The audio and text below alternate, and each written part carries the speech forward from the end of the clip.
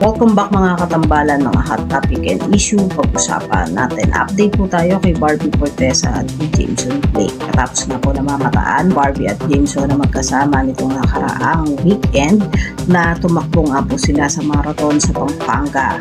Makikita naman yung ilang mga photos na kung saan nga po ay tumakbo itong si Jameson at Barbie ng 10 kilometers. At sa latest post naman itong si Barbie sa kanyang social media account, makikita naman yung ilang mga videos at photo nila ni Jameson Blake.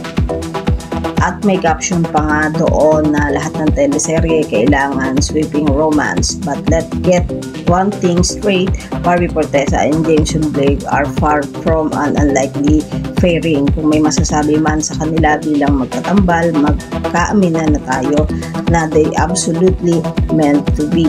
Makikita nga yung sweetness nitong si Barbie at Jameson bilang magkatambal doon sa Kontrabida Academy na kung saan nga po ay ipinapalabas na sa Netflix na talagang mampainit na painit ang ilang mga kaganapan doon sa Kontrabida Academy. Makikita nga yung kakaibang galing itong si Barbie Fortesa at iba't ibang karakter na kung saan nga po ay talaga namang napakagaling itong si Barbie pagdating sa pag-arte at syempre ni Miss Eugene Domingo at makikita nga doon ang ilang mga ganap at eksena nila ni Jameson Blake na talaga namang nakakakilig.